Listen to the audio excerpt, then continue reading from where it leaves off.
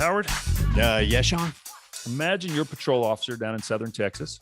Yeah. Okay. So there's a lot going on in Southern Texas. There is. What part of Southern Texas? We are down. Let's talk about Stafford, Texas. All right. Cool. Which All is, I believe, just outside of Houston. right. All right. Houston's huge. Houston is massive. Yeah. You're a patrol officer. You're out stopping a car, doing your due diligence, and you get up there and you're kind of dealing with some gangsters. Oh, okay. So they're probably riding around in a hoopty, and that's why they got pulled over, right? Well, there's always got to be probable cause. Absolutely. The taillights out, tags out. There's something, but a good patrol officer looks for these type of things to make contact with these guys. Okay. Imagine you're up there at the car and shots ring out, Oh. but not from you. Oh. All right. That's worse. And it gets even worse. You take not one, but two shots. One to the face and one to the body. Do you have your body armor on? Always. Definitely have the body armor on. Okay. Now, part of being a police officer is you've got to have this mindset that I'm going to stay in this fight. Okay. It's part of the will of survival. And not only staying in the fight, but you're not going to let these guys get away. So you're telling me that we have somebody that's been shot twice, gets pissed off because they shot Absolutely. them, Correct. gets in her car. Gets in the car. I notice you said her. So you're kind of giving it a hint here. Yeah. Well, I just know the meanest people on earth are women. Well, that's true. You take especially a good female police officer. Right? I am not going to make any woman mad because I'll fight you any day, but I ain't fighting no women. Oh, you want to talk about fighting? Yeah. Our guest today has got one hell of a story, not just about this particular incident we're going to talk about, but her story altogether in life. This woman was a female boxer in the Marine Corps, the first female boxer in the Marine Corps. Really? Yes. So who was she fighting? She was obviously having to fight men if she was the first female there, Well, right? I don't or did know. she I have don't to go find some other female to fight? Well, I'll tell you what, we're going to let her tell that story. But before we get to this, our serious conversation that we like to have here on Coptales and Cocktails, we like to have things a little casual. And by doing that, we have to have a good drink. Absolutely. Hey, and Sean, we've had several drinks that, that just aren't so good. That is true. Now, the one we do have here this week, like some of our other guests, we let them pick the drink. It kind of ties back to our guest here from Texas. And so we are having a Texas tea. Okay. So what is a Texas tea? Is this some... I had to look it like iced tea with vodka in it, or what is it? I wish. All right. Well, what are we drinking? All right. This one here, it's going to have vodka, gin, rum, tequila, whiskey, triple sec, and a splash of cola. It's pretty much anything I think that's behind the bar. Yeah. Okay. So this is basically like what we did when we were at the roller skating rink when we were kids. We just made a suicide of alcohol and we drank. Literally, yes. So this is a Texas tea. This is. We're going to kind of see how this conversation goes on today by the time we finish this thing. But yeah, this is a Texas tea. And of course, we will have the link on how to make one, posted. So those of you at home that want to try one, we will have it. We don't suggest you make this drink. You should not make this drink. So before we jump in with our guest, cheers to you to another episode of Coptales and Cocktails. And to you, my sir. Now let's get our guest in here. Okay. Today we have Anne-Marie Carrizales. Carrizales. We've been practicing and we can't roll our R's.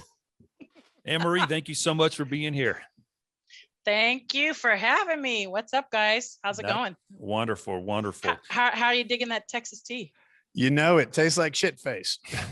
Yeah, that's the best ever. We've full glasses here. We're going to see what this thing's like in about an hour or so. We even got some real fancy straws to go in them. So yeah, we're going to figure out what these taste like. Well, hey, you have a fancy straw as well. Are you supposed to drink these with a red straw?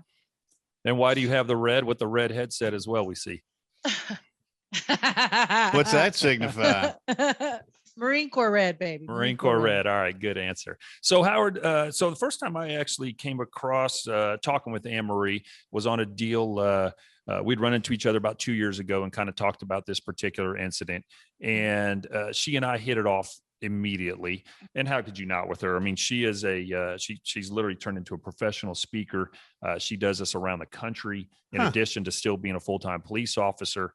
talking about the incident, a little bit about her history as far as being a police officer, and about the mindset and the things an officer goes through afterwards and support that's needed and stuff like that. But when she and I sat down and talked, we literally said, or she said it, I'll give her full credit. She said, we're going to do something again. We're going to talk again. We're going to get together another time. And so this is the again. This is it. And hopefully the first of many more. She is a lovely, lovely individual, a hell of a person with an amazing story. All right. Well, I can't wait to hear it. So dang. Damn. That. Wow. I think he likes you. Drink some more. Oh, yeah. We got some catching up to do based on your glass right there. And once again, this was her suggestion, the Texas tea. So it's a first time for me. She's down in that thing. We can't drink like that. I'm sorry, we're in Oklahoma. We're just a little bit above Texas. Just a little bit above. So in many categories. Absolutely. College football for one. We are going to talk slower today because you're from Texas. We're just going to make sure you can keep up with us and stuff. It's okay. Right. So it's okay, that's all of our Texas digs that we can get in. So that's okay. I understand you have to attack Texas because everything's bigger here. We don't want that. That's not so much. Never mind. I get it. It's okay. Hey, no judgments. Okay. Hey, you know what? Real quick before we kind of jump into your story here, you're going to need a refill. You got a bartender around there? I see how that thing's going down. Yeah. I'm always prepared. Yes, I had a girl. Matthew McConaughey talking about running for governor down there. What's your thoughts on that? I mean, you guys would have the hottest governor by far, in the 50 states for sure. Mad crush on that guy for many, many years. And matter of fact, I've got a mad crush on that guy. Who doesn't have a mad crush on that guy? I know. Just finished his book. Have you read his book? Or I have not. Have not. And that guy's book, Green Light, shameless plug. It's amazing. He did an amazing job. I have such a newfound respect for that guy. He's still hot. I mean, I still want to do him, but he's I mean, Howard has twice. He came back for seconds. He's got that gorgeous wife of his, but he's got a great book. So if he runs for anything, I am voting. No, he's got a lot of momentum behind him. I mean, and there's nothing bad that's been said about him whatsoever. I mean, he is obviously got a great reputation, phenomenal speaker, very, very bright guy. His story is pretty incredible. I actually was at a deal at Carnegie Hall in New York about a year and a half ago. And he was one of the people that spoke there, and he was incredible. He's drop dead gorgeous. He's a great actor, but all joking aside, that guy, especially now after finishing the book, that guy's a pretty deep thinker, and he's incredibly intelligent. But I just love his vibe, and he seems to approach everything from a complete and total lack of ego. It's just, he's very spiritual. I really feel like I've never met him, but I feel like he'd be a really interesting person to have a Texas tea with. You know what platform he's going to run on, right? The alt-right. All right. You know that's what he's going to run on. That's his platform. That's why Howard's here. He's nonstop. Absolutely. Hey, so Anne-Marie, you got a nickname? Yes. You want to tell us? Anne-Marie. No, actually, I had a nickname way back in my boxing days. Okay, we want to hear it. What's your nickname? It's funny now to think of it that was my little nickname, but one of my really building suspense here. We would like to know your nickname. One of my really good friends gave it to me, and it kind of caught on. But they used to call me La Bonita. La Bonita. La Bonita. La Bonita. I can say that. Mira la bonita. Mira la bonita. And boxing is a rough sport. And you punch people. I didn't look the part, I guess, if you will, of a vicious, mean-looking fighter. So they used to say La Bonita. And so how did you get?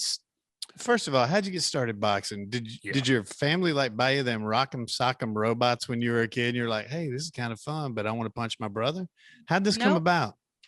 Well, I was always a tomboy as a kid, but boxing wasn't on my radar because I was actually doing it. Boxing was on my radar from a very young age because I loved being with my daddy, and my daddy was a huge boxing fan. So a lot of times he would say, hey, you want to watch fights with me, mija? And I would, of course, I want to watch the fights.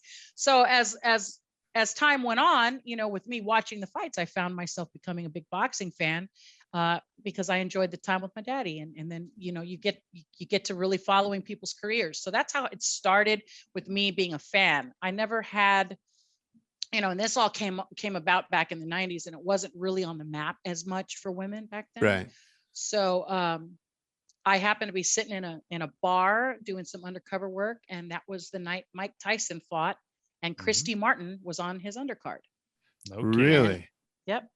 And Christy Martin fought in those pink trunks. And I remember watching that, thinking to myself, I could do that. So you said you were doing some undercover work at the time?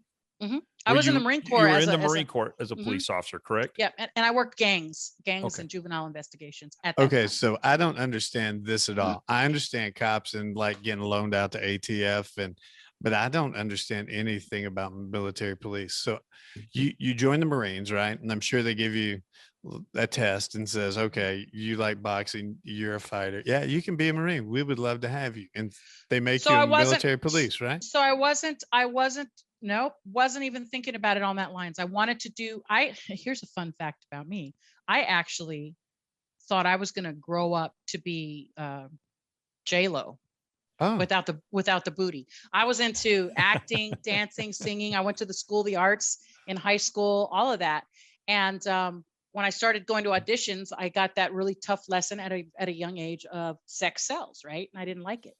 And it really turned me off. So I was like, well, fuck it. I'll join the Marine Corps. Yeah. What age were you when stuff? Yeah. What age were you when you went into the Marines? 18. Oh, you're just a baby. I was. Okay. So what was that like? So you're 18 going into the Marines with a bunch of guys. I assume that you're pretty much the minority in the Marines, right? Being female. Right. Okay. Right. How many other females were in your, do you guys do boot camp? What do you guys do? Or class? So we go to boot camp, and it's in Parris Island, South Carolina. And of course you go to boot camp with other women, and you're pretty much kept separate from any of the male recruits. There's only very small little blips, and this is back when I went through boot camp. There's only small instances where you were even in eyes view of a male recruit. Gotcha. So we train with other women, 13 weeks of misery, as they call it, and I graduated boot camp with honors, and so I was meritoriously promoted out of boot camp. Lance and Corporal. Yes. Yeah, I know. My brother's a Marine, did the same thing, went to boot camp and got his little promotion, Lance Corporal, right out. So his little promotion. Yeah. Well, no, that's a big fucking deal, man. My little brother will pound me too. He's much larger than me. So. He is. Well, tell your brother he got a great big hoorah from Texas. I will. Hoorah. I will definitely pass it on. So you go into the Marines. I go in the Marine Corps. I had already signed a contract with a guaranteed MOS, which stands for Military Occupational Specialty, which basically means what are you going to do when you come in, right? Right. And I secured the military police position, so I went straight to boot camp at Lackland Air Force Base in San Antonio. Mm-hmm. So I went to school there, graduated, and went to Camp Pendleton. That was my first duty station, and it ended up being in 3 different areas of that. 1st Marine Division was my first duty station. So I actually wasn't in a patrol car at first. I was actually training to do police work in the field during wartime situations. I was a division MP, field MP, as we called them. And then I got transferred over to work for security battalion, which is basically patrol police that patrol the base, answer calls for service. It's really not much different from civilian policing, except that you're operating under a lot of other sets of laws. You're not only enforcing the state laws of wherever you're at, but you're enforcing, the Uniform Code of Military Justice plus federal law. So you just have a lot more laws that you're falling under, and you're also dealing with people who are trained to kill you at every turn. So it's different set of challenges, but I welcomed it. I loved being an MP. And how long were you in the Marines altogether? From 91 to 98. Okay, 7 years. You did that's a good little stint, actually. I mean, I think most guys are 3 to 5 years type of deal, unless someone makes a career out of it. Right. So after you do that, tell us about the undercover work you were doing. So I was at a security battalion for Camp Pendleton. I was with MP Company, and I got assigned to CID, Criminal Investigation Division, where I worked the JET team, juvenile enforcement, juvenile and gangs. And we were investigating a possible child pornography ring there. And I was working in that capacity when I happened to see that fight on TV in one of the bars there. And I was just, I don't know, I saw it through a different set of eyes, I guess, if you will. I was at a place in my life where I think I needed an outlet. I'd gone through something pretty traumatic, my first year in. And I guess I needed something and didn't know I needed it, if you will.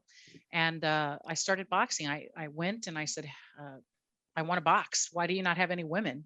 And I remember the guys, I used to go to the same gym where they trained. I found out where they trained, and then I stalked them and I would watch them train. And I thought, they're not doing shit that I can't do. Why are there no women there? So I went over, I said, hey, why do you have no women? He's like, I don't know. You got to talk to the sergeant major. So I did. And I said, can you show me the Marine Corps order that says that women aren't allowed to box? And he's like, there isn't one. I said, well, hell, let's do this. Sign me up. Yeah. So he said, you're going to have to try out like everyone else. And I did that. And they tried to beat the quit out of me, and it just, wasn't coming. So I ended up on the boxing team, and the rest is history. I started fighting competitively there. And you asked earlier, Howard, about who I was fighting. So the Marine Corps boxing team competed under USA Boxing. Gotcha. So Olympic box. So they're still competing under that organization. So I fought other women within that organization. The only difference was that I was the only woman boxing at the time representing the Marine Corps. I gotcha. And listen, I'm I've got a little bio about her here, so right. I'm going to do a little bragging for her in case she's not going to do this. Can we put her bio up on the site? Yeah, we'll definitely have to list that up there. I'm Anne-Marie, you don't have any problem with us kind of throwing that out there, do you? Your bio? No. Okay, yeah. Fine. So that way, under the heading of badass. Yeah, exactly. American badass. But in this thing, it says she while boxing there, she ends up ranked number 1 in the country in her weight class. Ooh. You were tearing people up, huh? Becomes part of history by being selected to compete in the first women's U.S. international boxing team representing the United States. They're in Finland, and walked away with 2 silver medals. Does that sound right? One. You only get 1 medal for that. So you're either going to medal or not medal. And I brought home a silver medal to the United States. Okay, got a silver medal and ended up number 2 ranking in the world. So considering you didn't grow up boxing, a lot of these guys, and listen, particularly in the Hispanic culture, boxing is a huge thing. My father was a huge fan of boxing, actually boxed in the Navy, true story. And cool. I have a lot in common with your family. Yeah. So kind of grew up watching boxing myself, and Anne-Marie and I are about the same age. So I imagine we kind of grew up watching a lot of the same people. But like that kid that's out there right now, that Ryan Garcia, that's fighting right now. That kid is unbelievable. I think talented. He's unbelievably talented. He's something like 21-0, 22-0 with like 19 knockouts. And he's like this lightweight that just, he's the guy that's punching the huge guys in the stomach. And they're just like, no more. Exactly. He's got this challenge where he lets them put on, the body protecting, and he just goes left hook, right hook, left, just nonstop. And everybody collapses. And if you've never taken one of those punches, one of those gut punches. I mean, not even to the level that he's given them, but just a nice, solid, accurate punch. Woo. Well, I'm going to tell you, no, I have not. I haven't either. I'm a nurse. I get kicked every once in a while, but that's about it. Yeah. We don't get punched too often. Okay, so La Bonita, let me ask you this. Why were they fearful of you? Did you have a jab? Did you have a hook? Did you have a counter? Did you bite ears like Mike Tyson? What are we doing here? I just finished Mike Tyson's book, Undisputed, and he talks about that incident, about the ear biting. In all fairness, he was being headbutted round after round by Evander. I don't condone what he did, but it's not like he just came into the ring and decided to take a bite out of the guy. Yeah, he didn't turn cannibal. In all fairness. Yeah, he just didn't turn cannibal. I don't know that I was feared, but I do know that I was very well known. You were number for 2 my in jab. the world. You were feared. There were a lot of people coming for you. I was known for my jab, and I'll tell you, so I'm left-handed, but I box right-handed. Okay. I shoot right-handed. There's a lot of things I do right-handed, a lot of things I do left-handed.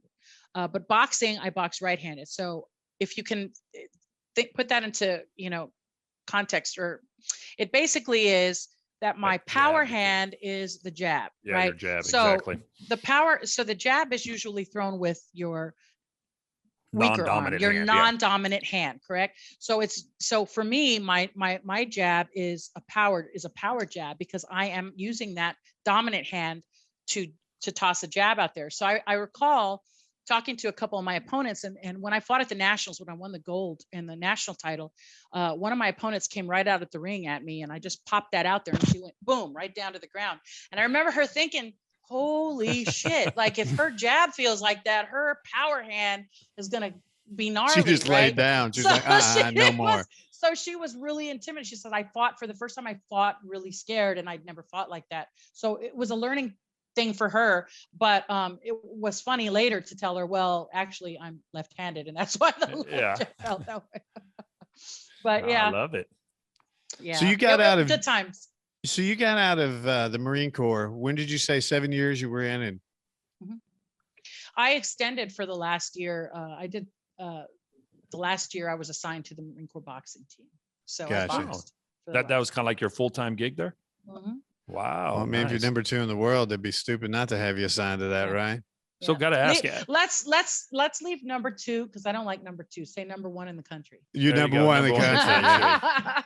I mean, I don't know anybody number 2 in the world at anything other than you, so I'm way impressed. Howard's number 2 in this room right now, and number 3 in this podcast. But shots fired. Shots fired. Pew pew. I'm getting a refill. I don't know about you guys. No, we're taking our time with this thing. Lord Jesus. We have these things. We're hoping this podcast will finish before we finish these. That's right. Yeah, I know that's what you're doing. We're trying. So you, after you got out of the Marine Corps, you had been trained to be a police officer and a boxer.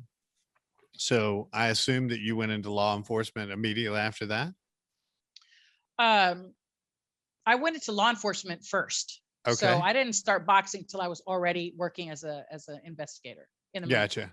I think he's referring to in the civilian world. Once you got out of the Marines. Yes. I'm sorry. Once I got out of the military, and actually that's the reason I got out, because I won. So again, women's boxing wasn't at the platform that it is today, and it's really not even where I think it should be even today. But it's kind of, the UFC is the big thing, the MMA and all of that stuff, right? So, but it wasn't where it is today, and I felt like I had kind of gotten to the top of where I could get within the amateur ranks. So I wanted to turn pro, but as an active duty Marine, I could not turn pro. So I decided to take my honorable discharge and then turn pro, which I did. I had my first pro fight, my pro debut in Monterey, California. It was called The Riot at the Hyatt. It wasn't at the famous. That wasn't at the famous Monterey Aquarium. No. So I really funny. So I won that, and then on the way home from that fight, my parents told me they were ill. So close-knit family, as typical Hispanic culture goes. I moved my family from California. They were living in Fresno at the time. Moved them back to Texas, where they were from, Corpus Christi. And we all moved down there together while my parents went through their treatments. Just kind of took care of them. And then I decided I would return to my boxing career after we made sure mom and dad were good. But if you really want to make God laugh, tell me your plans, right? So yeah, absolutely. Sure. So my life just went in another direction. Mike Tyson has that. Everybody's got a plan until they get punched in the face, right? Yes. I think that's his quote. It's the absolute truth. And you know what's funny is a lot of people quote him as saying that. And he didn't actually say it like that per se. You said it, didn't you? It was your quote, wasn't it? No. It was by La Bonita says. La Bonita jab says you threw, that first jab that put her down on her ass. That's right.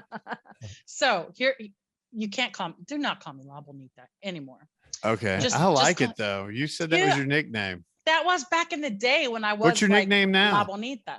I don't have one. Okay. Some people call me Ana. Some people call me Ana Maria. Some people call me Anne Marie. If I'm in trouble with my mother, she calls me Ana Maria Carrizales. All of it, yeah. But nobody calls me La Bonita anymore. We need to bring it back. You want to bring it back? Oh, absolutely. Especially everything that you. How about chingona? Chingona. Yeah. Okay. What's that? What mean? Exactly does that mean? Yeah, we don't know. We're white boys. Two gringos here. So chingon is like a badass dude. Okay. Chingona. Chingona is a badass lady. I like it. See, we're picking up. We're pretty smart. Chingona. All right. Boom. Yeah, That's your your new name. Spanish. That's your All right, Spanish lesson Chingona. for the day. I actually had a really awesome sister in blue. She went to hear me speak, and after that, she mailed me a tank top that says Chingona with a red Nice. rose. I'll With wear a a red tank top. rose. I'll wear a Love tube top with Chingona on for you. That's good stuff. it. All right. So you end up leaving the Marine Corps. You Mhm. go pro boxing. Yep. And I assume you then continue your career into law enforcement in the civilian world. Right. Eventually. Eventually. I actually went into, because in the Marine Corps, not only am I patrolling a specific beat, but I am also dispatching. So one night you might be patrol this area, you'd be assigned to patrol that area, or you'd be in dispatch. So I had the luxury of being cross-trained in those two jobs. So for me, when I first got out of the military, it was an easy job for me to get to make a good income and support myself after I had moved to Texas and started, basically a family and doing all these other things. So yeah, it was basically a good job for me to fall back on. I didn't come into civilian policing right away because I had always anticipated that I would go right back to my boxing career and go ahead and win a world title. That was my goal. That was my goal. So I was really laser focused on that for a while. And then I met my husband in Corpus Christi, and we ended up getting married, having our daughter, and not in that order. And we joined the club. We started this family, and I already had my son at that point. I was a single mom, had my son while I was in the Marine Corps. So he grew up watching me in the gym up to a specific age. And then my life just took a different turn. And, for a long time there, I always kind of wondered, like, wow, wonder what would have happened if I would have just went back to my boxing career. I wonder what would happen to this.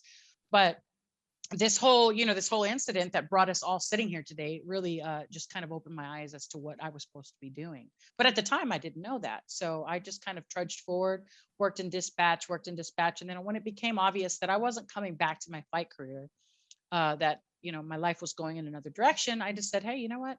I'll just get back to the other thing I love, which was policing. So that's what I did. And how long were you a dispatcher? So as you know, I dispatched as well while I was in the Marine Corps, but I dispatched probably up until 2010.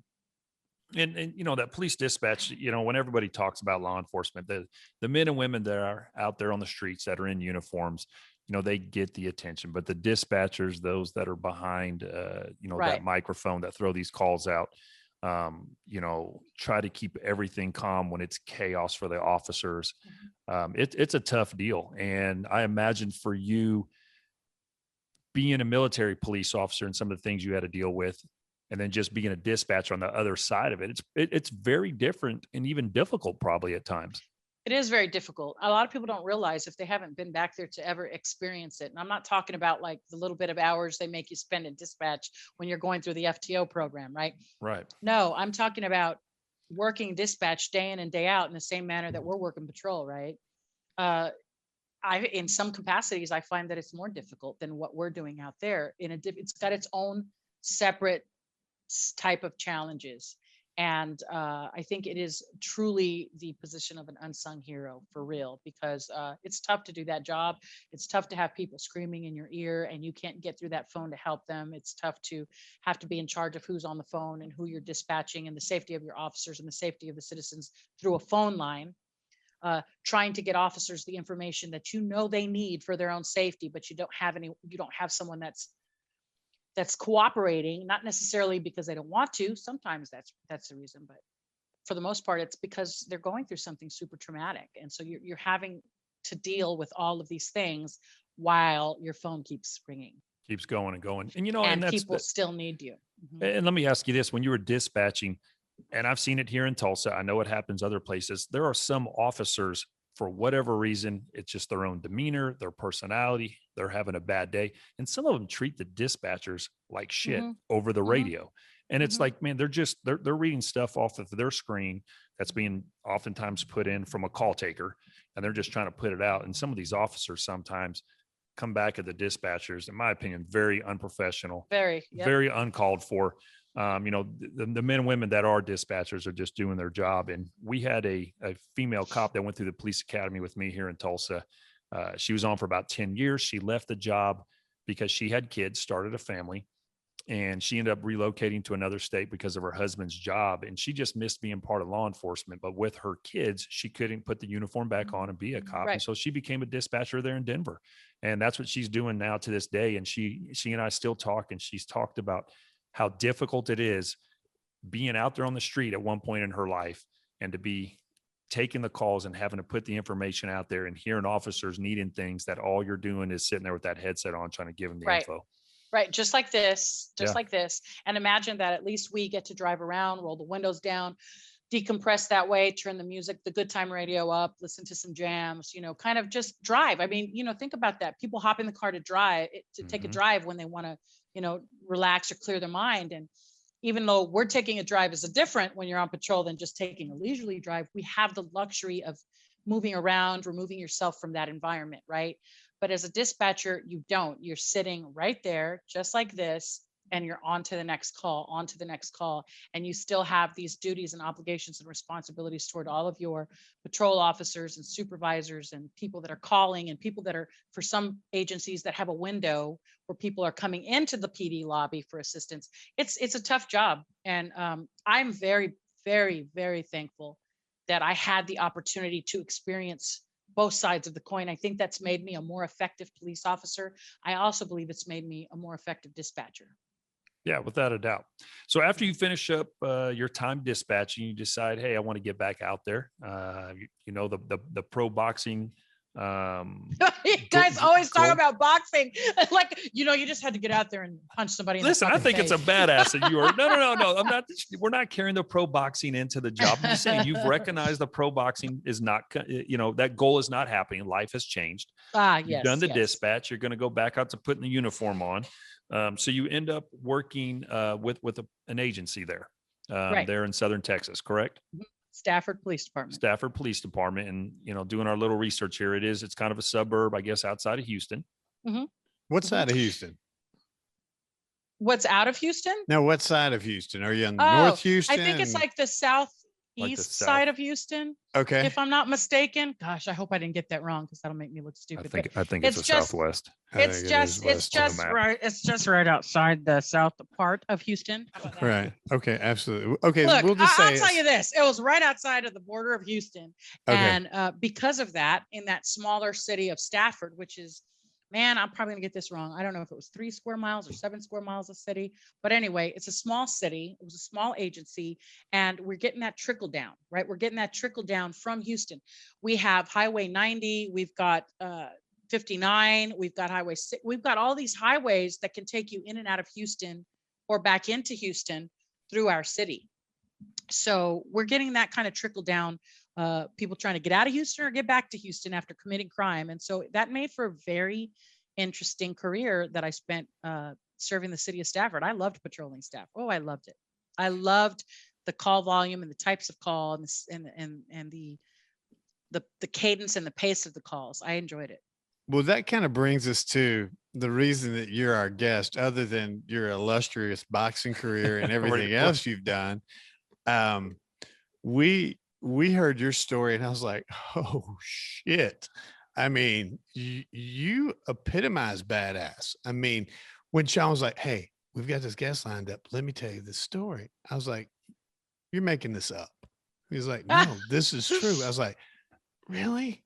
It's like, oh my God, I wouldn't fight that woman with a bat. I mean, she is tough. So tell us a little bit about what happened that night. It's really the story of a lot of cops on the job. And Sean, this is true. Right. Yeah, but we're not talking about a lot of cops, and you're being real humble. All right.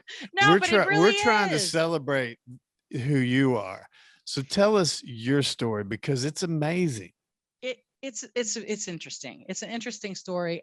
Honestly, I'll be straight up. I really think that it's amazing to you and to the rest of the world that thought it was amazing. I think that the reason why it was so interesting is because I am a woman, because I am a mother. And at the time I was someone's wife. And I think that was a big part of why it was so like, whoa, I do. Because I mean, Sticks, this to be true. There are many officers who have made a traffic stop, walked up on that traffic stop and took bullets. Absolutely. Well, listen, and Amory, I'm not going to, being a female in law enforcement, listen, it is different. There obviously are fewer of you. People take notice of it. It stands out. I mean this honestly. I've never viewed a female cop any different than a male cop. It's like, hey, if you're doing the job, you're doing the job, and there's male cops that I would never want, in this department. I don't want to work around. There are female cops I would love to work around, so all that's irrelevant. And I understand what you're saying about, because you're a female, because you're a mother, because you're a wife. Sure, there's some, I'll give you some credit for that. But I don't know if you've seen the video that just happened a few weeks ago in LA, where SWAT guys were out on a call and a guy gets shot in the line. He gets shot. They're kind of deploying gas, and one of the SWAT guys actually takes a round to the face, and he goes down, and the gas guy's with him. Immediately transitions from the gas gun to his AR, grabs the officer who's shot in the face laying down, grabs him by the back of his vest, and starts dragging him while holding the rifle out, putting cover down. Yes. And it's the same thing watching that happen and seeing not the officer that gets shot. I mean, I wish him a speedy recovery. Luckily he wasn't killed, but the officer that immediately knew his job, didn't panic, stood up, did that transition, grabbed his rifle, got his buddy out. I feel just as strongly and in awe of seeing that as your incident. So it's not just because you're a female. To me, it's when somebody is, faced with, I don't want to say the unthinkable, because we do think about these things. And that's part of, I think, your incident, why you were able to do the things you did afterwards, immediately afterwards. It is because you have those mental reps of, if this happens, this is what I'm going to do. Well, we should all be doing that, right? Like, if this happens, this is what I should do. And I hope that I didn't give the impression that I feel like that's the only reason that people thought this was so intriguing. But I do believe that it had a lot to do with it, because if you think about what people think about when they think of a police officer, they think of a man, hardcore, strong man, right?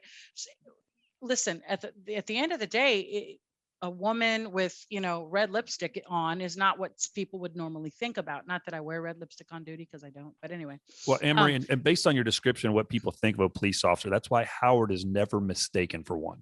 No. So I want to put that out there.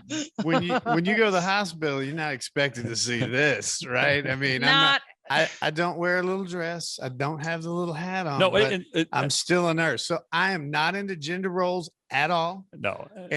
But I do think that there's something beautiful about the humanity of your story. And yes, it may be because you're a mother.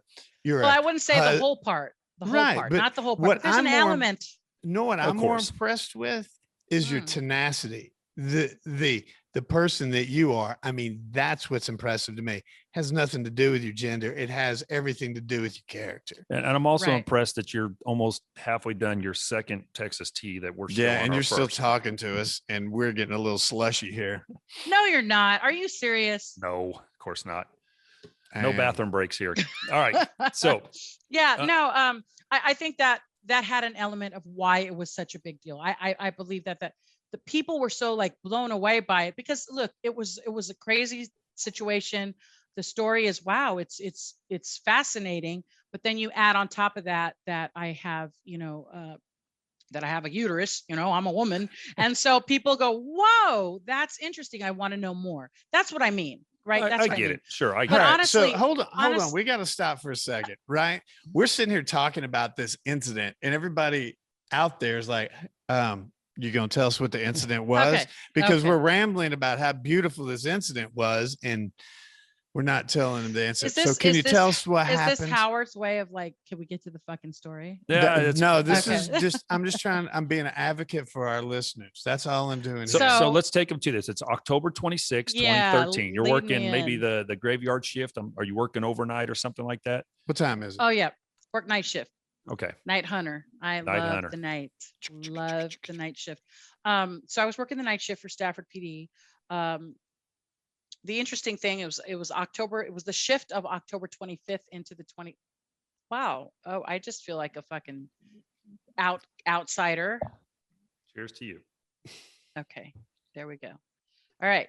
So, I had been involved in a shooting the October prior, October 14th of 2012. I had my arm pinned in a car window by a suspect who dragged me down the road. And I was ultimately thrown from the vehicle and ended up in front of the car and shot the suspect in the face through the windshield. A year Sean prior, didn't tell me about that. October the 26th, the 25th to the 26th. So October the 26th, almost a year to the day, right? I was involved in this one. And the interesting thing is that a lot of people, when they read this story, don't realize that that other shooting had happened a year prior. So that has to be mentioned, because when you talk about the level of preparedness and the preparation that went into being ready mentally and tactically, mentally, that went into preparing for the second shooting, it was high because I had just come off that one shooting. So that particular night, October 14th came and went. I didn't even think of the first shooting. That's how unscathed I felt by the first shooting. The second shooting rolls along. I happened to see on the night of the 25th into the 26th this vehicle at a stoplight. I saw the stoplight, the car at the stoplight. I saw the left blinker on the car, but I noticed that the car wasn't sitting in the turning lane, in the left turning lane. So I thought that, uh, you know, the car would probably make a left turn from the wrong lane, and I could just go ahead and initiate a little quick traffic stop and see what was going on there, because my partner, I had just helped my partner and good friend Brandon process a DWI driver. So he had gone to the jail with his drunk driver that he'd arrested and was processing him at the jail, and we were going to go eat chow when he got back. So I remember him right before we parted ways, he's saying, "Hey, C," and I turned around and he goes, "Don't get in no shit." And You didn't my listen. that was my thing. I used to get on the guy's nerves because we would set a time to go chow together, and I was always like on my way to chow would catch something going on, and that's what was going on here. They caught my attention. They were sitting in this lane, and I thought they're going to make this left turn, and then the light cycled green, and in fact cycled green twice, and they never moved. So as I was driving northbound toward them, this is what caught my attention. And I figured it could be a number one of things. Either they were passed out at the wheel. Uh, that happens a lot on night shift. They were passed out at the light, or they were having some car trouble, or they were looking for somebody to victimize, right? To rob or whatever. So I had my eye on them, and that's really what caught my attention. I wanted to initiate contact based on that observation, but I really didn't know what I was dealing with. And so as I passed them at the light, I glanced over to my left to look at the car and see what I was dealing with. And I remember I was bobbing my head like this because I was pretending like I was jamming out to the good time radio, which wasn't on. But I didn't want to give them the impression that I was as interested in what the hell they were doing as I was. So I was bobbing my head, and I took a glance, and I noticed that there were at least two Hispanic males in the car, one driving, one in the front passenger seat. I didn't even see the guy in the back seat behind the driver at that point. So I made that U-turn, and I went ahead and initiated the traffic stop. Cars were going around the suspect vehicle to get through the green light because it wouldn't move. Now this is like 3:30 or so in the morning. So Right. there wasn't a No lot one of should be traffic. out. Yeah, Right. should be nobody out. There wasn't a lot of traffic out, but there were some people, coming back home from working or heading out for an early shift that we see at that time frame around 4 in the morning. So it wasn't unheard of that I would see a few cars on the road, but the fact of the matter is that I knew that I needed to initiate this stop with them. And so that's kind of what got my attention. So I initiated that traffic stop based on the minor traffic violations that I had seen at that point. Overhead lights go on. They go ahead and start to proceed through the light. And I realized, okay, well, the car's running. I knew as I passed them, they were passed out. So all of these layers of assessments that I was making based on what I was seeing, red flag, okay, no, it could be this. Red flag, no. So you know how it goes, Sticks. You're kind of like taking it all in, and you have to base decisions on these layers of assessment. And that's what I was doing. At that point, the car goes down the way, pulls into this trailer park where we never had any problems. And just people go to work and come home. We never really had any issues out of that trailer park. And they pulled in there. So when they started to pull in there, I thought to myself, okay, the guy's probably drunk and he's probably just trying to get home, right? Because that's usually what happens when you initiate a traffic stop and they're right down the street from where they live. They want to just make it to the house because then they're like, I think I'll be safe if I could just make it home, right? And are they safe? No, it doesn't work like that. They're hoping you at least won't tow their car from exactly. At least the car will be where it's supposed to be, so mama can go to work in the morning, right? Exactly. But yeah, so that's pretty much what led me to be in the entryway into the trailer park that night in Stafford, was that they pulled in there. They didn't live there, and there were some red flags along the way, them not pulling over right away, and when they made the turn into the entrance, kind of stopping in the entryway, leaving me. Sean, you've seen the video, right? Did you show Howard? Oh yeah, I've seen it numerous times. Yeah, Howard's seen it. So how they left me kind of sitting in the street like they did. There was a lot of stuff going through my mind at that point, because I'm thinking to myself, maybe it is that their car is messed up, but maybe they're plotting against me, right? So all of these things, and that, I think that's what a lot of people don't realize when it comes to cops, is that we are literally trying to figure out what we're dealing with at every stinking waking second, as the situation is ever unfolding and ever changing. And only that guy in the car knows what he means to do. Well, so we have to adapt. Exactly. And you're going off of one training, and the other one is your own experience. So as you get, more tools in your toolbox, throughout your career. And part of it, listen, is just going to be the instinct of the individual. There's some cops who are better at picking things up. And there's these little things that start to make the hair on the back of your neck stand up. And, one of the ones you talked about, when you go to stop a car and they're passing locations or spots that they could pull in and stop, because they're looking for a spot to either, one, try to do harm to you, or two, for them to bail.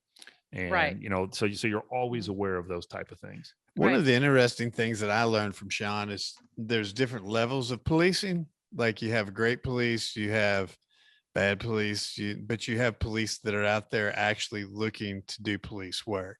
There's some people that in any profession that just go in and want to do the bare minimum. It sounds like you weren't doing that. It would have been real easy for you just to drive by that car and go and have lunch, just say, all right, they're fine.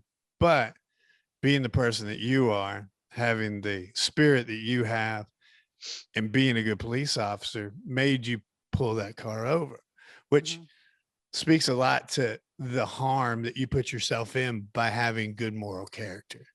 Well, thank you. Yes, absolutely. And not to go off on a side piece, just talking about officers, there are different officers. I mean, my agency is a fairly large one. We've got 840 cops here. And there are, a small portion of guys who, every time they get in their car, they're looking to find a bad guy to take to jail.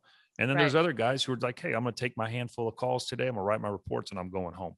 Right. And I had a former chief here who hit it right on the head. He said, the term he used when he became our chief here, he goes, we're not call takers, we're the police.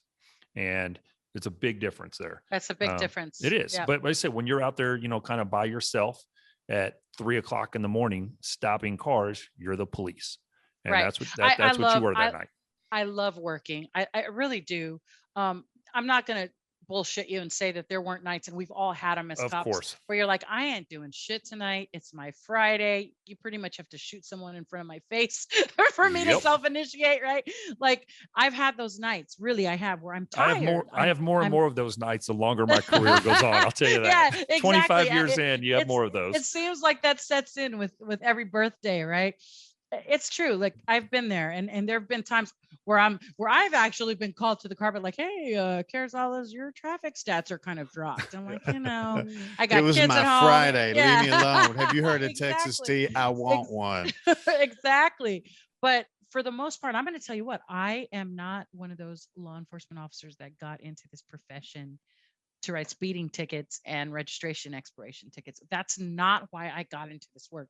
In fact, I'm the most warning, writingest person, cop you may ever meet. Preach. Same, you too. Look, I'm not all about that. And especially right around Christmas. Look, you'd be hell-bent to get me to write you a citation, right? You probably have to talk yourself into a ticket from me. But I like to work, and I love to catch bad guys.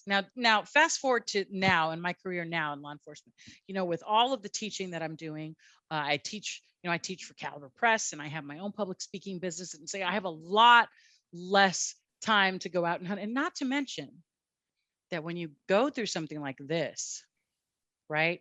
Like I've been through, you really, really, really do have this. There's a shift, something, it changes you. Hey, but Like the listeners something still don't changes. know what you've been through. We haven't got to that part yet. So we need to work on that just a little bit. So you pull these guys over in this trailer park that's quiet. Your guy can edit this. Your guy can edit it and get us there. Yeah, absolutely he can. But I want to hear the story from you. You know, like you could just fast forward it and pretend that's the way it happened. I feel like this is a timeshare pitch. You know, I mean, Howard. get to probably it. Like I some want of to your hear lovers. it. All right. So you're up, you're at the trailer park. Yeah. Middle of the night. Mm-hmm. You've walked up to this car. Mm-hmm. Look, Styx is walking me up to the car by now. Yeah. He is. I want you to pay attention. We're thinking about you boxing while you do that, by the way. I want you to pay attention. You almost have to prompt me and prod me and push me to get there. Have you? Well, you know what you got? No, it really got me. You went by the guys that you were about to get in a fight with. And I don't know if you subconsciously did this or not, but as you went by, you bobbed your head. What do you do when you box? Bob my head. Uh-huh. You didn't even know you were doing that, Bob and weave, right? That's right. So you knew something was up to begin with. You're No, I'll be honest. I knew something was up, like from the moment I caught eye and I saw them sitting through those go cycles. Look, you spend any amount of time on this job, and if you're good at what you do, you'll develop an instinct for what you're seeing. For sure. And if you're smart, you will listen to that instinct. Well, okay? we say in nursing, the slowest thing that you can do is think. You have to have reflex. Correct. In order to save people, you can't think about what you're doing. You just have to know what to do. And what it sounds like is that's what you've developed, is you just know what to do. There's no thought behind it as far as like, okay, I'm going to do this. These are the scenarios. You just have that instinct. Okay. So we're going to go there, Howard. All right, cool. So I'm walking up to this car, right? But I get out of the car and I do You're going to tell us the story now, right? I'm about to do it. She will if you quit cutting her off. Because I get it. I know what I'm doing. I catch myself doing it even when I'm presenting. Sometimes I will dance around outside of it for a little bit, but you have to let me do that, because you have to understand that in my brain and in my body, I'm going back to this war situation, right? And my body will fight me on it. And so sometimes, some days, it takes me a little longer to kind of get myself to just fucking jump and go right in, right? So at the time that I initiated the stop, I knew something was going on. I didn't really know what. There were a lot of different things I thought it could be, as I stated earlier. As they pulled into the trailer park and I got out of the car, I did something that I will do probably, and I won't say I always do, because any cop that says I always do that is bullshit, because every situation doesn't allow for you to do shit the same every single time. But what I did was I got out of the car and I watched and I looked. I like to get out of the car on a traffic stop and just kind of take it in what I'm dealing with. Watching. You can see from my dash cam, if you watch the dash cam, you will see right before I get out of the car, I angle my camera and I turn it and it angles to the right, because that's indicative of me thinking I was going to make a passenger side approach, right? That's what I thought I was going to do. And so I wanted my camera to be where it needed to be. As I got out of the car and I started to watch and take my time and watch and pick up all of the nonverbal cues, right? Danger cues, whatever you want to call them. I decided, something in my gut said, don't go that way. Don't make the passenger approach. I would love to tell you that there was some fancy tactical reason why I chose not to make the passenger approach, but there isn't. I just, in my gut, it said, don't go that way. So I didn't. I decided to make a driver's side approach. And when I made that driver's side approach, I started to walk toward the car, and the driver of the car started to kind of rubberneck and kind of look for me. When he did that, and it was ever so quick, I saw him look down at my firearm and look up at me, and look down at my firearm and look up at me. And when he did that, I heard him loud and clear. I wanted to send the message to him that I was getting from him was, I see you looking at my weapon. So I'm going to tell you without words, just like you're doing with me, that I know that you're looking at my weapon. So what I did was, as I was approaching, I had my hand on my weapon. I disengaged the first locking mechanism on my holster, and it made this little click noise, which to me in the moment sounded super loud. Why did it sound super loud? Because I was super heightened at that moment. I could hear Howard, I could hear my heartbeat in my ears.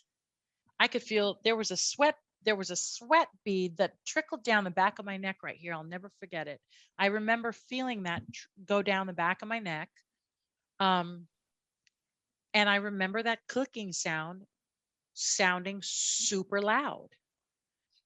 Why was that? Because everything was heightened. My heart rate was up at such a level that my body was starting to respond. So he turns and he kind of sits back in the driver's seat, and I make the approach. And as I make this approach, I stop short of the window to the rear passenger that sat behind the driver, because as I mentioned earlier, I had noticed there were 3 people.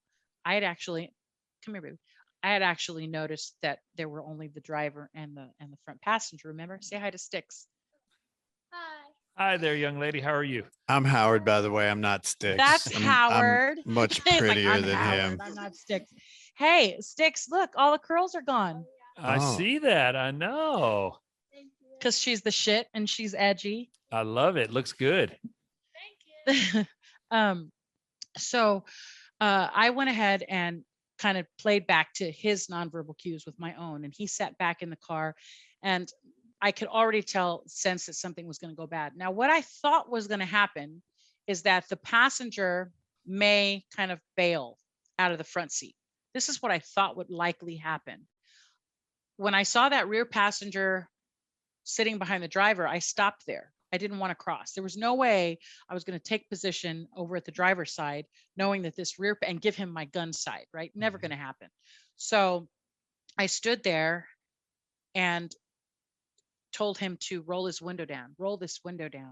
He never once looked at me. He just like this, literally just like this. Straight stare forward. Yes, just like this. I said, drop this window down. That's it. That's what I got. And that's never a good sign. I mean, Sticks, you can attest to that. Like, if normal people don't do that. Like, you walk up to the window. Those are bad guys. Yeah. Even if they don't like you, they still look at you. They look at you. They're either going to look at you and motherfuck you. Yeah. They say right? they'll motherfuck you. Right. They're going to motherfuck you. Or they're going to look at you and be like, yeah, hey, hi, officer, or whatever. But they're going to look at you. And he didn't. So, of course, it was layer after layer after layer of pre-attack indicators, danger cues, all of these things that that we know about, right? That we've learned about. I could tell you that we had some short bullshit dialogue, and I say bullshit because there was a point when obviously I call for backup, right? Because at one point when I initiated the stop and they didn't immediately stop, I said, they're slow rolling. And slow rolling is a red flag to all your partners listening, that they're not stopping, but they're not fleeing at a high rate of speed, right? So it could be a number of things. And so my sergeant had asked me, do you need me to check by? And I said to him, I'll advise. This was as we were pulling into the property. But now I've made contact and I could tell that this is not a good situation. Everything in me was telling me that. There was like every aspect of that situation I felt. And just to kind of illustrate to you, Howard, what that felt like, I felt like I was like, there was no air. There was no air there in that little tiny, and if you saw the video, you may remember that it's this little space. And I felt like there was no air. There was no wind. I mean, there's not a lot of cool breezes around my parts, right? Except at certain times of the year, but it just felt like all the air was sucked out, and I didn't have air to breathe. It just felt like I was holding my breath, but I wasn't. Your body's telling you something's wrong. And that's pretty much, what my body was doing.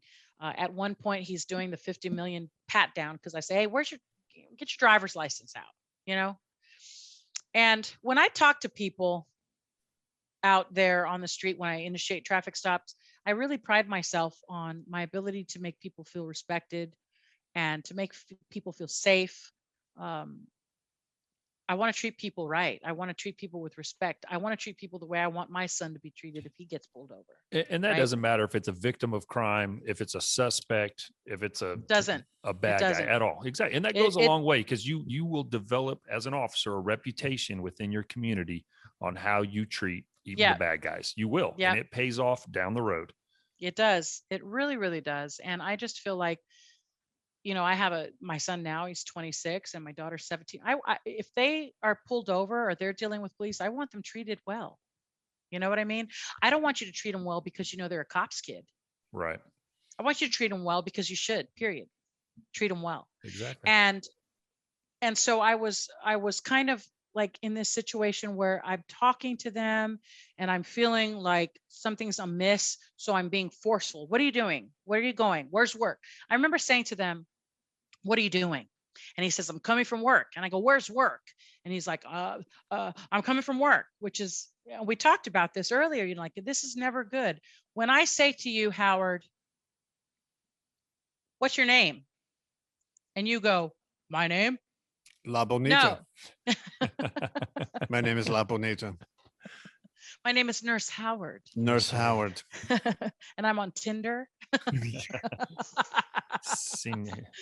But if I say, what's your name? You go, my name is Howard. You don't go, who me, right? Where's your license? You don't go, my license, you answer the questions. And so there was a lot of pre-attack indicators there. The bottom line is this: I called for backup and I was waiting for that backup to get there. And I wanted to keep them talking. So I was asking a lot of questions that I honestly didn't care because I knew the answers were baloney, right? A bunch of malarkey, and that he was going to be lying. I like how you go from saying motherfucker to malarkey. I was thinking the same thing. She was like, okay, so now I'm Andy malarkey. Griffith. Yeah, I know. But you were using the mean mugging as motherfucking, and now they were talking baloney. I like malarkey. I appreciate your vernacular, ma'am. And I like bullcorn. Yeah, bullcorn's some of my favorite popcorn. But there is an appropriate time to say bullshit. Right. You're absolutely right, man. Okay. So it was a bunch of balloon. It was a bunch of balloon shit. Bullshit, we'll call it. And Texas tea. I say this. I say, where's your license? And he says, I don't have my license right now. And I say, well, what do you have? And it was then at that precise moment, which kind of pisses me off because it was almost like they were like, well, we'll show you what you have, right? Yeah. What we have. That I took the first shot to the face. So I didn't even see. Hold on a second. You just said I took the first shot to the face, like it was very nonchalant. That's not something to say with that kind of ease. That's, as a nurse, we've seen people shot in the face and they usually don't do very well at all. So that's pretty grave.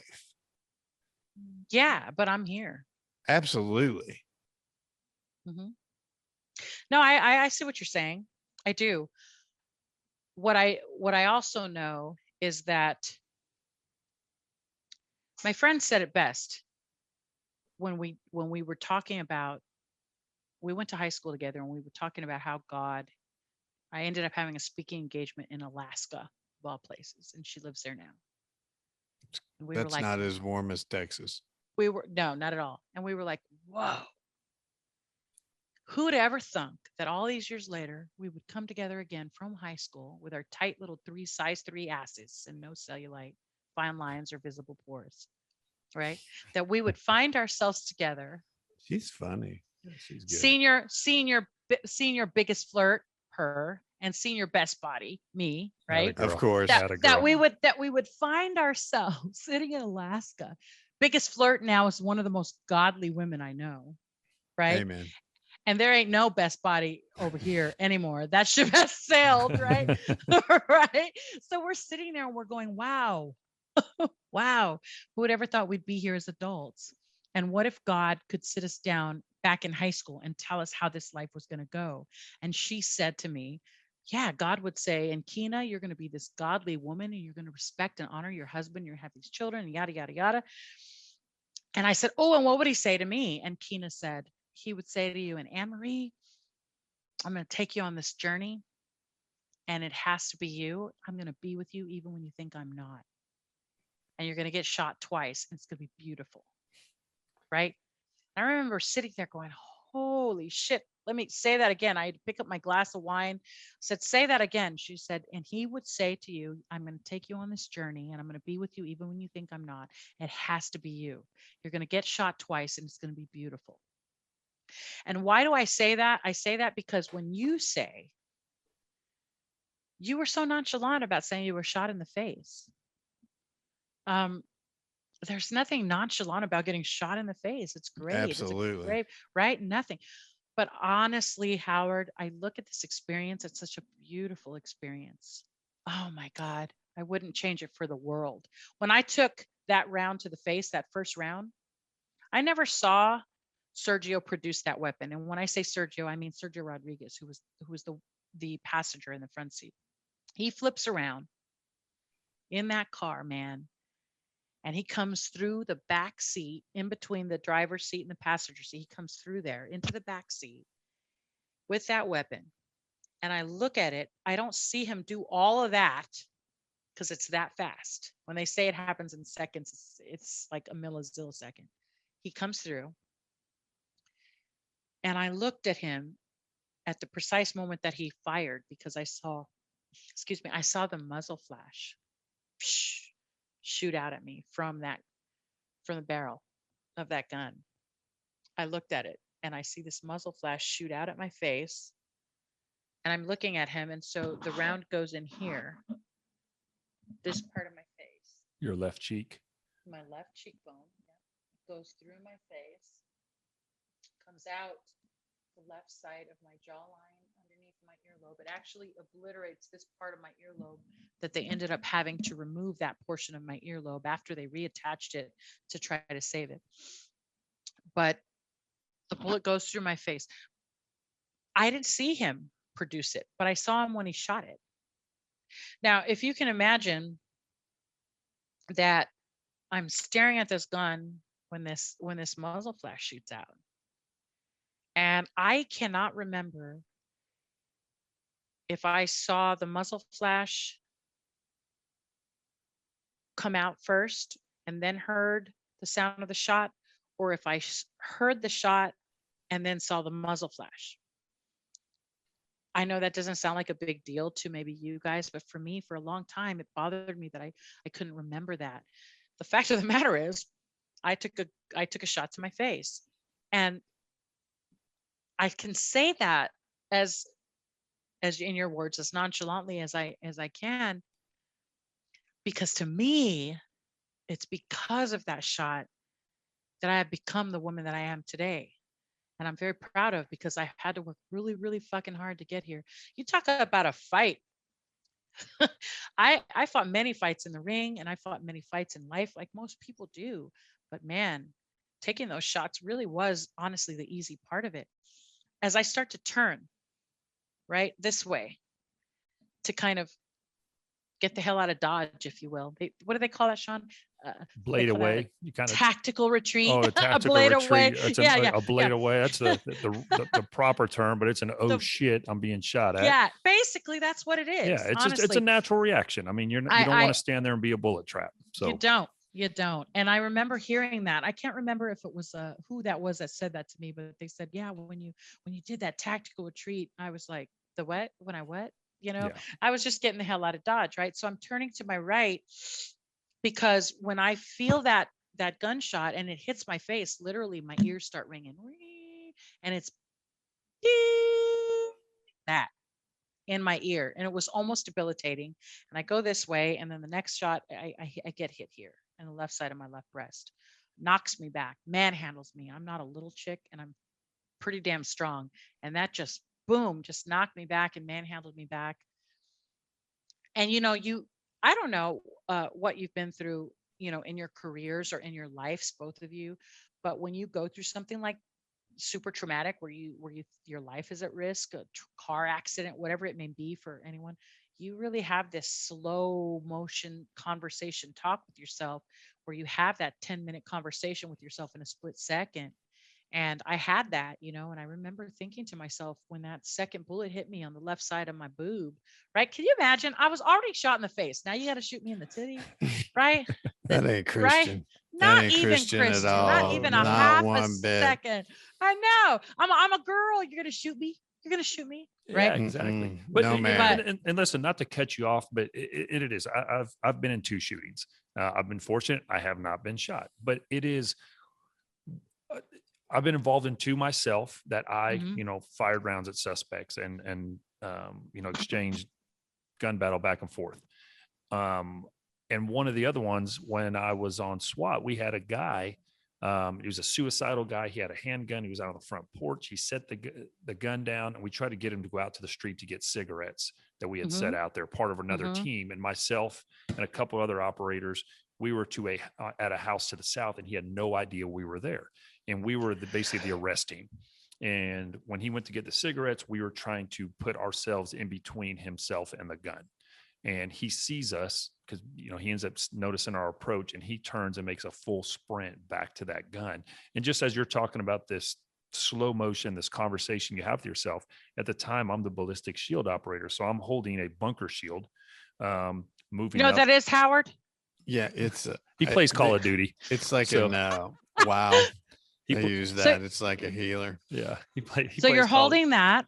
So yeah, Yeah. so I'm moving up with the bunker shield, and another guy's over the top of me, a good friend of mine. We've been in some of these deals together by the name of Brian Hill, and he's holding an M4, a rifle, an AR-15, literally right next to my ear. I've got no ear protection, anything like that. And the guy gets to the gun, and we try a flashbang. We try what's called a SL6. It's like a big launcher that shoots a projectile at him.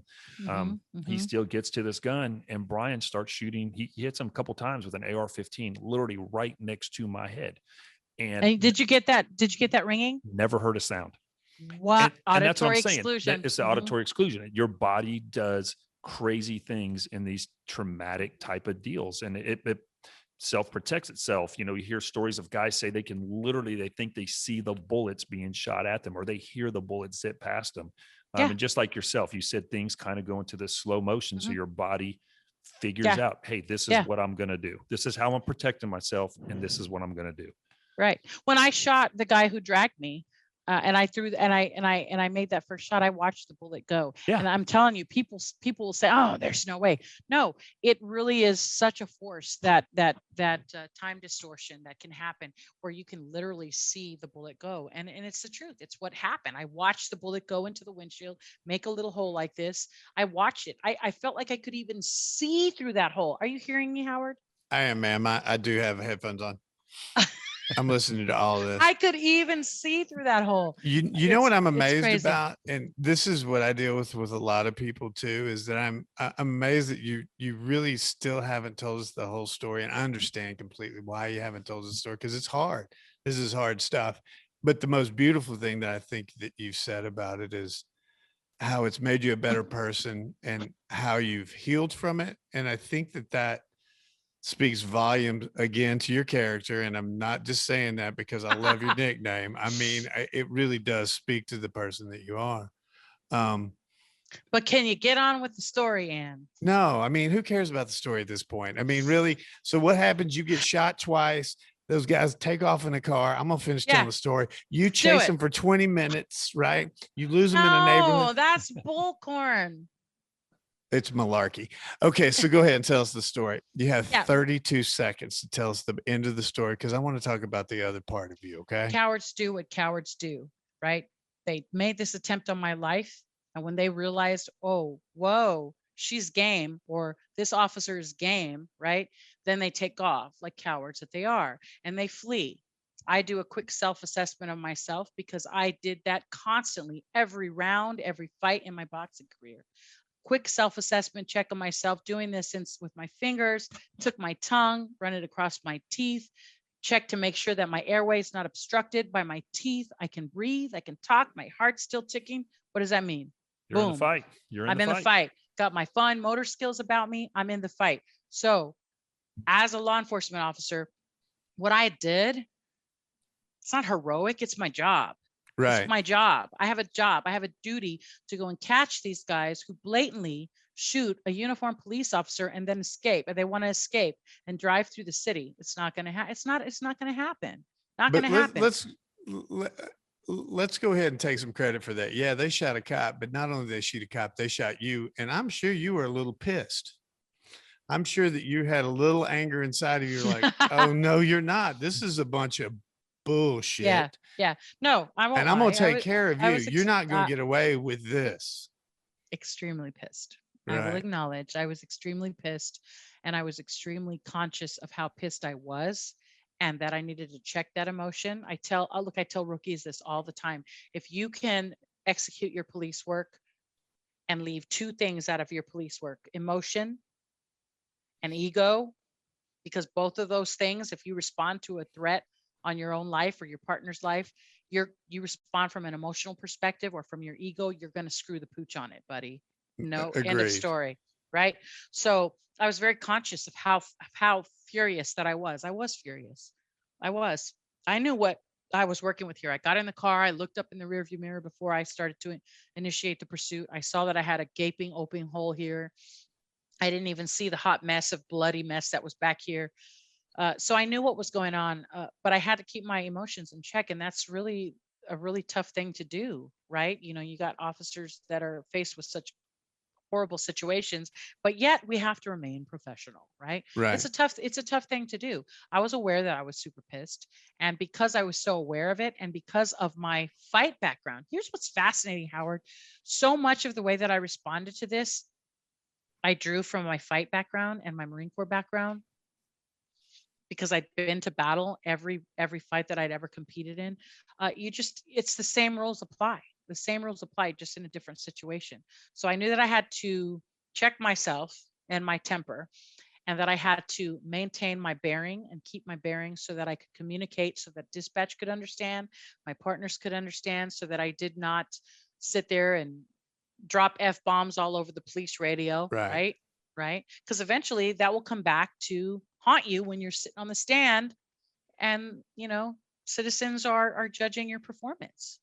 People who've never walked a day, not one day in your boots, never wore a badge, but they are going to judge your performance as legal or not legal and justify it. And so I was aware of it. I was pissed and I was angry, but I had to make sure that I maintained and checked my emotions at the door. I initiated pursuit. I pursued them into the next neighboring county and city, which is Houston, Harris County. Once I knew I was in another county where I was dependent upon street signs to tell dispatch where I was, I realized that this was the time that I needed to bow out. Gotcha. Because I was, although the cavalry was coming from two different counties, police officers from all over my county and police and obviously police from Houston and Harris County were coming, they had to get to us. And this pursuit, I started to take fire because they're shooting at me from the car, right? Because I've shot out the rear window of the car. So they're shooting at me. I'm in pursuit. And by the time we end up exiting the freeway and them going back into this residential area where they lived, I was depending on street signs to let dispatch and all of my partners know where I was at. I knew, look, hey, this is it. Like, part of being a good cop is knowing when it's time to draw back. Right. And so that was the time. And once my partners got on scene, I had to let them know that we needed to draw back because I had seen some things from the suspect vehicle. One of them being that he signaled his turn. He made, the guy's going in excess of 100 miles per hour to get a hold of me, to get away from me. And then all of a sudden he slows way down and he signals his turn. So he's basically, in my opinion, leading me into an ambush. And I believed wholeheartedly that's what he was doing. If you're smart, you will hone in and develop your craft of being able to identify different forms of communication and the way people communicate with you without words. And that's what I had done. And I was at a point in my career where I could pick up these little things, these little cues, like that signal light, to tell me that I felt like he was baiting me into an ambush. So when my partners got there, I said, hey, we need to drop back. Let's just drop back. We'll set up a perimeter, was what my thought process was. But I had injuries that I needed to attend to. And I knew that I needed to turn over the scene to somebody who could take over the scene so that I could go get medical help because I'm human. I'm a human being and I have You 3 got holes in shot my in the body. face. Yes, you needed some medical help. It And doesn't the take a titty. nurse to tell you that you needed some medical help. Yes, ma'am. Hey, don't leave the So, titty out. yeah, that's important too. We're not leaving the titty out. Right. And Anne-Marie, you said there that, you had shot the back window out. We didn't discuss that. So after you took those 2 rounds, the one to the Yeah. face and one to your Yeah. body there, Yeah. I'm not going to say what you're saying, but one to the body. And you won't say titty. I will allow you to say that. That's what has me, ma'am. I can say it. I'm I'll use professional. the medical term from Howard, the breast area, I believe. Yes, sir. But so you returned fire to the car. Yes. As it drove away.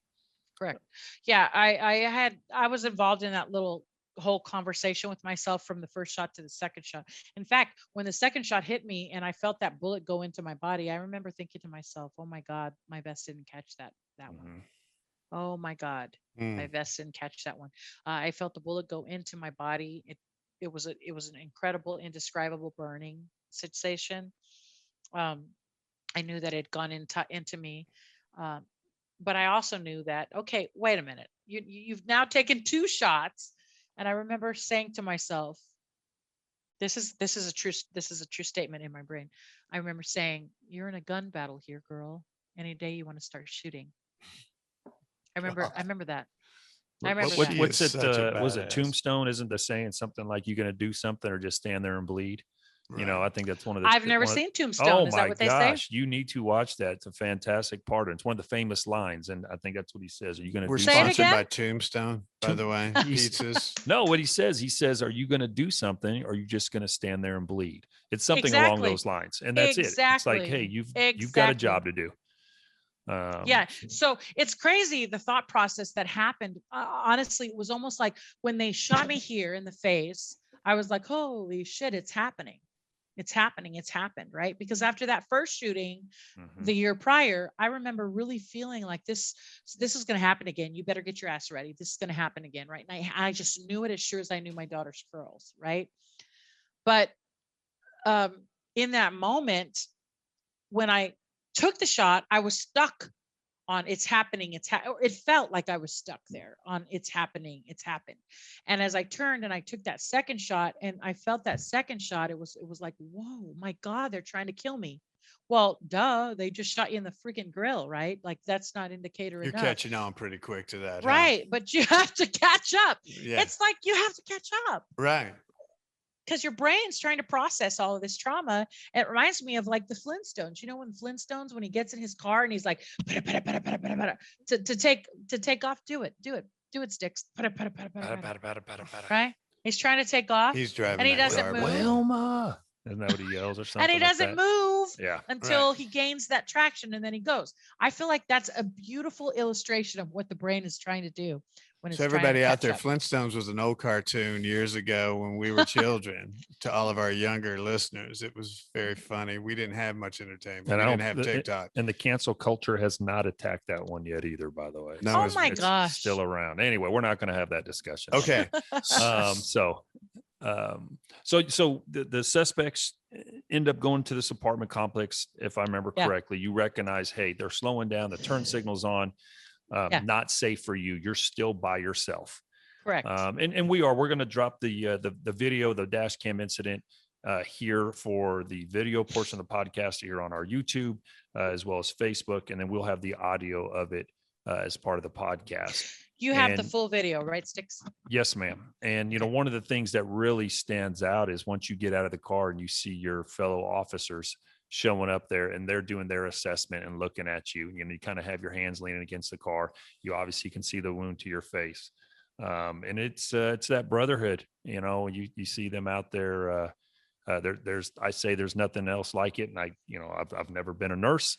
I don't work in the medical field, but for those of us that are out there on the streets, showing up on a partner that's been shot or dealing something like that, for you personally, it's the best thing ever. You can hear as those sirens coming. And for them to know after what they've heard on the radio to get to you, it's the best feeling for them as well. Yeah, no, I have to say that one of the first, when when I'm telling the story, there's certain parts of the story that always get me right in the freaking throat, right? Of course. And one of those parts is that when I say, not even the part where I was shot, like it's when I say, shots fired, I'm hit, right? And I have my supervisor that I had worked with at that point for a while.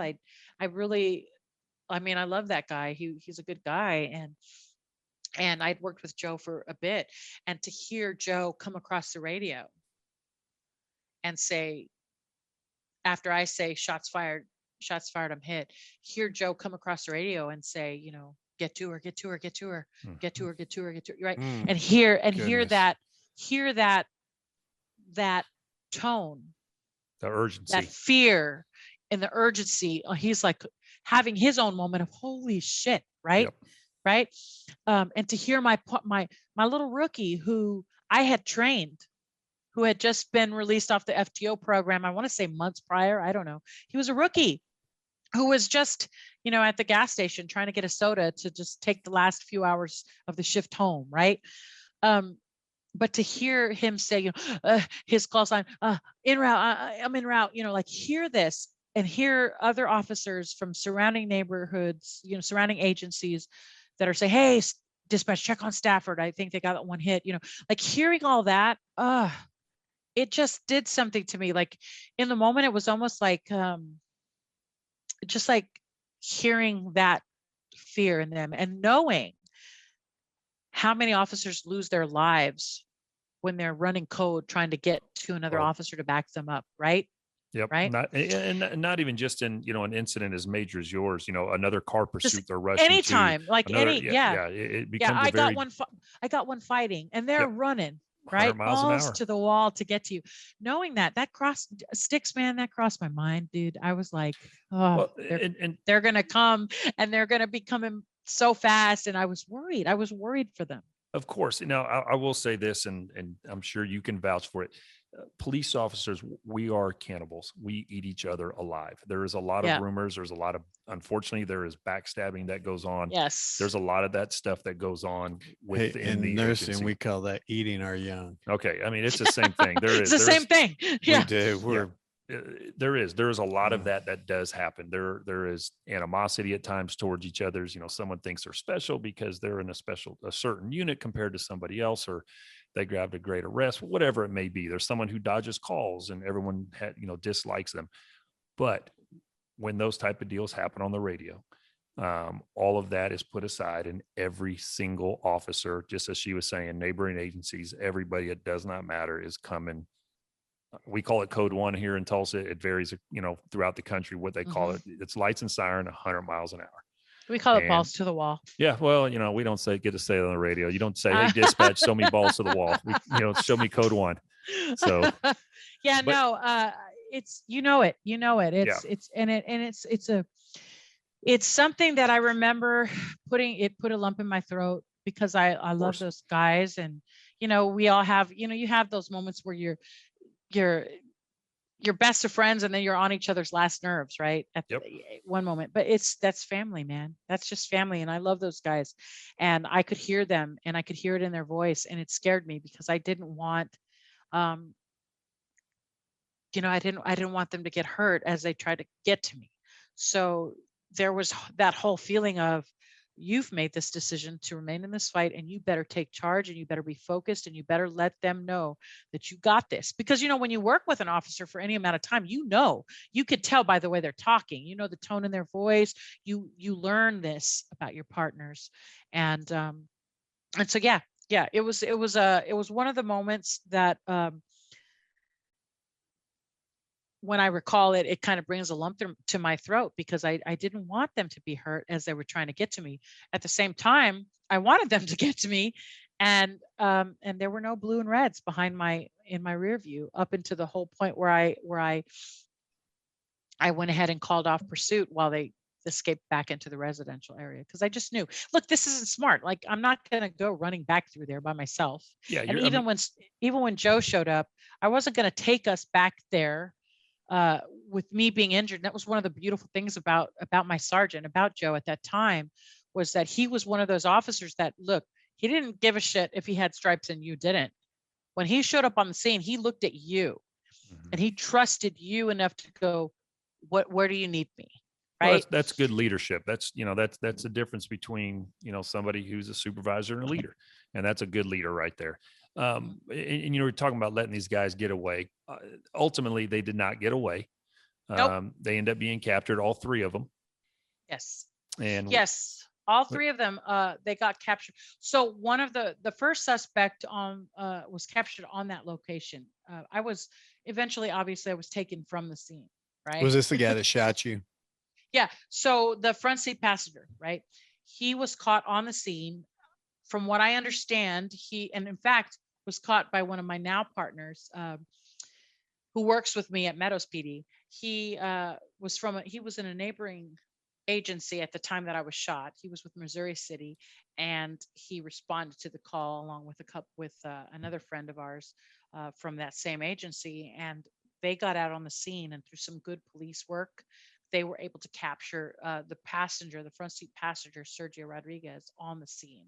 I don't really know how many hours or how long after on the scene. I was obviously had been transported by then, but the media had reported this in a way that it sounded as if I was shot and I pursued, and then I caught the guys and slapped cuffs on them. And that's just not what happened. Right. That's not how that happened. Obviously, I was shot and I did pursue, but at some point the scene was turned over and I was transported. Obviously, I needed to get my wounds attended to.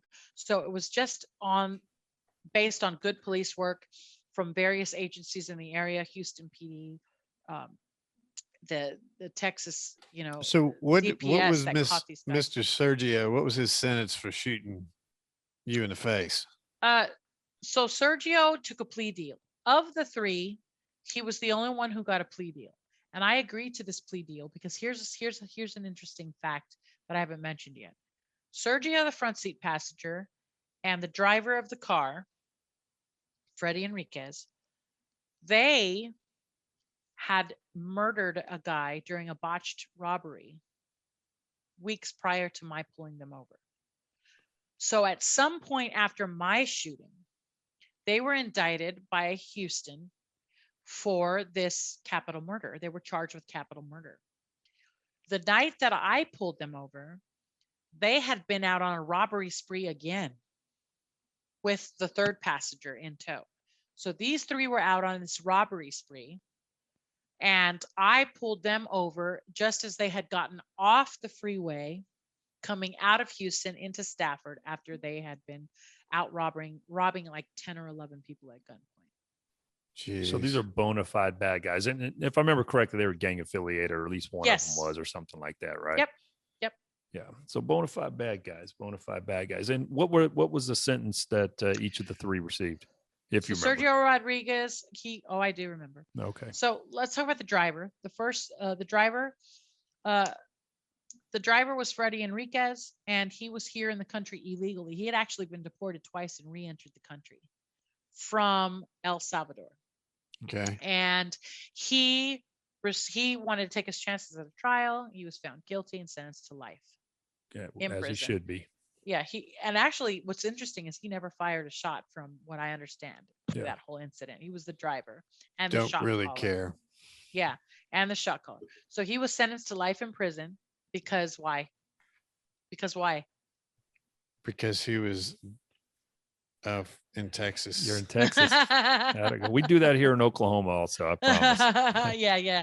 So he was sentenced to life. The backseat passenger was sentenced to 14 or 15 years. I'm not sure. Mm-hmm. His confession that he'd fired rounds at me on the scene and while we were in pursuit was redacted for some reason. I really don't know. Never really concerned myself with that.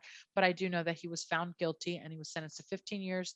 And Sergio Rodriguez, the front seat passenger, took that plea deal. Now, the little information behind that plea deal was that I was initially not at all interested in a plea deal or even agreeing to that, not at all. But I did agree to that because the stipulation was I'll take your plea deal for 50 years on my incident. But you have to plead guilty to the murder in Harris County first. Nice. So. And what did you get for the Harris County murder? Did you get life for 35 years. 35 years. So he does the 30 years. Are they consecutive? He does the 35 first, then Concurrent. you're 50. They ran them concurrent. So Concurrent. with They your ran 'em 50, he concurrent. actually got longer on your case than he did on the murder. Yes, and it's really the difference here in Texas of 5 years from a life sentence. Yeah. Well, we love having you on here. And we want to have you back because we want to talk about next time is how you recovered from all this and what you've done with everything since this and how it's made you not only a better person, and that's kind of hard to believe because you're pretty goddamn awesome already, you know? So we are big fans. For sure. We like you. We don't usually like people from Texas as much as we like you, but we like you. No, Anne-Marie, before we let you go, or Ana Maria Carrizales. Ana Maria Carrizales. You're in trouble. Still La Bonita to me. I think Howard likes La Bonita. I do like La Bonita. He does. Hey, you know what? Fun fact, Howard. Yes, ma'am. You ready for it? Yes, ma'am. Before the birth of the tramp stamp. Oh, yes. I don't even know what these are, ma'am. He's got one. Go ahead. It says Sean Larkin. I got a tattoo with the nickname La Bonita. Oh, really? Mm-hmm. At the lower portion of your back? No, upper. It's lower, but it's not down in the tramp stamp area. It's a little higher. So I won't claim it that way. What do we call that area? Is there another name? It's called the upper tramp stamp area. The La Bonita area. He said upper tramp stamp. It's the upper. It's like there's Turley and It's then like there's early Turley. So it's early tramp stamp. It's Oklahoma above Texas. It's Texas is the tramp stamp. Hey, Oklahoma is above it. Exactly. Ladies know this. Ladies will call me on my shit on this because it's really basically it was a tattoo that I got on my upper lower back before the birth of the low-rise jeans. Oh, I got you. So you got it when the mom jeans were in style and they were way up high on that part, right? Yeah. Yes. Okay, we got you. What happened to that wall behind you? Nothing, ma'am. This is just. You think you got a good jab? That's right. This right here. This is my power hands. Wow. No. I had fun, guys. I would love to come back and talk with you some more. Of course. And listen, as we say here on Coptales and Cocktails, we have a serious conversation we have a casual conversation about a serious incident. But all seriousness, kudos to you. Cheers. Thank you. Absolutely. One more to you, Texas Tea. Thank you so much. We celebrate your character. Yeah. And for those of our listeners that are out there, if they want to, follow you, how do they get a hold of you? Where do they follow you there on Instagram? I think we put all those links up, can't we? We will, but we're not going to let her plug them. Okay. Cool. Howard, easy dynamo. Easy. Okay, let's do it again. Do it again. Anne Maria Carrizales. That's close as I could do. La Bonita. For all of our listeners out there, if they want to follow you and the amazing things that you're out there doing, as we mentioned earlier, you regularly speak across the country. You teach about the incident you went through, the mindset afterwards, the fight after the fight, so to speak. Yes. How can they, kind of keep in touch with you and follow you and your doings? Super easy to find. If you just type in Officer Anne Marie Carrizales, I don't expect anybody to know how to spell that, but I'm sure you're going to put it there. You can find me on Twitter, Instagram, Facebook, LinkedIn. I'm there. Just find me there. Connect with me there. Hopefully I get to come back and we can talk about what I like to refer to as the fight after the fight. You guys heard me talk about the fight, right? The fight on the street and surviving that. Absolutely. But the fight after the fight proved to be a much more difficult fight. And I hope that we get to talk about that. But anybody who wants to reach out to me can find me that way. Easy to find. Easy. I promise you this, you will be back here. No doubt about it. We'll have you back here actually very soon. Absolutely. Good.